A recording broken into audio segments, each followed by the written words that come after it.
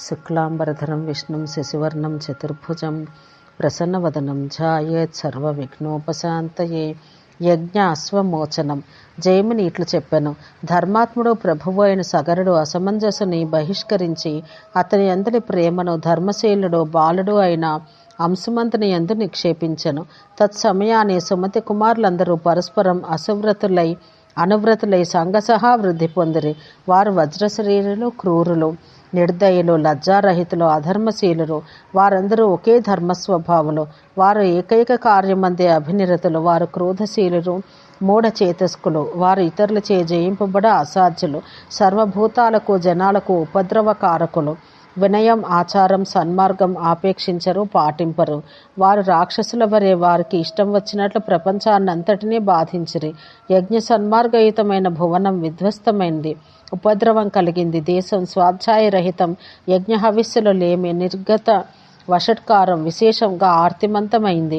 వరదర్పితులైన సగరపుత్రులచే అంతయో పూర్ణంగా విధ్వస్తం కాగా దేవతలు, అసురులు, మహోరగులు పరమ ప్రక్షోభమును పొందిరి.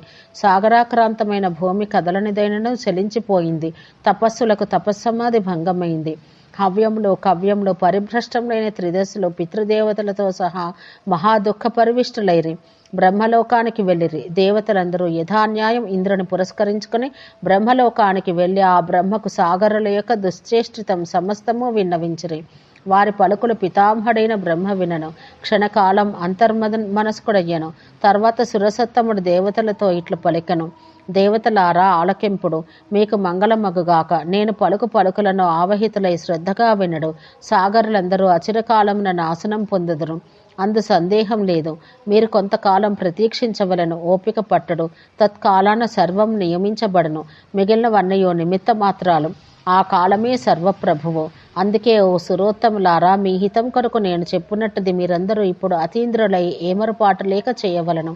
జయస్వభావుల్లో శ్రేష్ఠుడు భగవంతుడు అయిన కపిలుడు జగత్తు యొక్క హితం కొరకు విష్ణుని యొక్క అంశతో పుట్టెను. అతడు భువిలో యోగీంద్ర ప్రవరుడు. అగస్త్య మహర్షి చేత ఆగబడిన సముద్రంలో ఎచ్చటనో ఒక చోట ఏకాంత ప్రదేశంలో ధ్యానం ఆచరిస్తున్నాడు.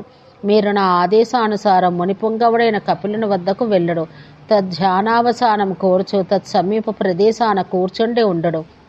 అతడు సమాధిని విరమించిన తర్వాత మీరు అతనికి నమస్కరించి మీ అభిప్రాయం అశేషంగా చెప్పుడు. అతడు మీకు శ్రేయస్సు ఆచరించును. ఓ విబుధోత్తములారా, సాగరసుతులచే ఆ మహర్షి సమాధికి భంగం ఎట్లు జరగగలదో అట్టి ప్రవృత్తి మీరు ఆచరింపుడు. విబుధులు ఈ విధంగా చెప్పబడిన పిమ్మట వారు పితామహునికి నమస్కరించి కపిల మహర్షి వద్దకు వెళ్ళిరి. విబుధ శ్రేష్ఠుడైన అతనికి దేవతల కృతాంజలిలై ఇట్లా విన్నవించుకొనిరి. ఓ మునిశ్రేష్ఠ, మాకు ప్రసన్నుడవగము. మేము నిన్ను శరణు పొందితిమి. సాగర కుమారులచే జగత్సర్వము ఉపద్రవం అంది నశించనున్నది. ఓ మహర్షి, విష్ణువు యొక్క అంశాన యోగీంద్ర స్వరూపుడవై భువయందు ఉంటివి. నీవే ఈ ప్రపంచం యొక్క స్థితి సంహరణ కారణం. నీవి వట్టి తపస్సులలో శ్రేష్ఠుడవే కావు. తాపత్రయార్తి చే బాధపడు ప్రజల యొక్క మూర్తిని కేవలం నాశనం చేయుటకు స్వేచ్ఛగా నీ దేహం ధరించితివి. నీవో మహర్షి, మనస్సు చే తలంచ మాత్రం చేతనే సర్వలోకమును సృష్టించుటకు, సంహరించుటకు, తిరిగి సృష్టించుటకు ఓ బ్రహ్మర్షి నీవే స్వేచ్ఛాశక్తుడవు, సంశయం లేదు. నీవు మాకు ధాతవే కాదు, విధాతవు, గురుడవు, మాకు ఆధారభూతుడవైన పరాయణుడవు, మాకు పరిత్రాతవు, ఆపదను తొలగించము. విప్రేంద్రుల శ్రేష్ఠుడవైన విప్రేంద్ర, మాకు శరణ్యుడవు కమ్ము.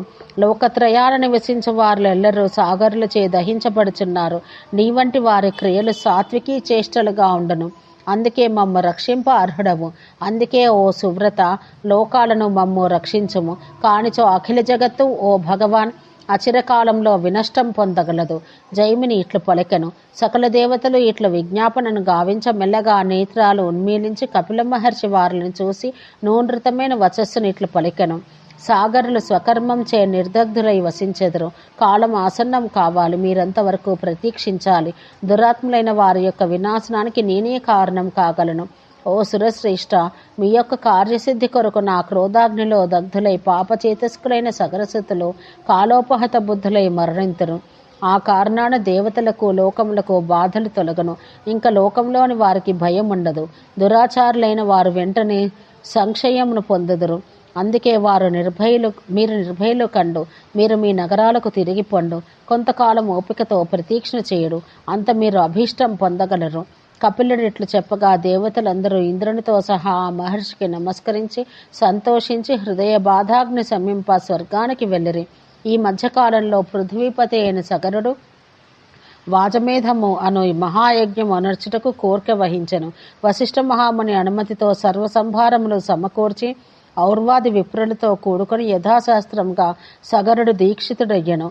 నృపతి అశ్వమేధ దీక్ష వహించెను. పుత్రులందరినీ పిలిచి మహాయశస్వి అశ్వసంచారణమునకు ఆజ్ఞాపించెను. పృథ్వీ తలమంది అంతటను తురగమును యజ్ఞాశ్వమును సంచరింపచేసి, ఓ పుత్రులారా, వెంటనే మీరందరూ నా వద్దకు వచ్చటకు అర్హులు అనెను. జైమిని ఇట్లు పలికెను. అంతవారు తమ పితరుల ఆదేశమున తురంగమును గైకొని సకల క్షితిమండలమును అంతటిని పరిచంక్రమును నడిచిరి. వేదవిధి కొరకు అశ్వం భూమిని అంతయు పరివర్తించి తిరుగునట్లు చేయును. అందుకే గాని దిగ్విజయార్థం కాదు, కరగ్రహణానికి కాని, ఇతర పదార్థముల కొరకు కాని కాదు. ఏలైన భూమి అంతయు ఇంతకు పూర్వమే రాజుచే జయించబడను. ఆ రాజు ఉదార వీర్యంచే రాజులందరూ సమరములందే కృతకర దానులయ్యిరి. అంత రాజతనయలో నీరు లేని లవణాంబుధి అందు భూతలమును ప్రవేశించిరి. తురంగమును పరివర్తించి సంతుష్టులైరి. ఓం శాంతి శాంతి శాంతి.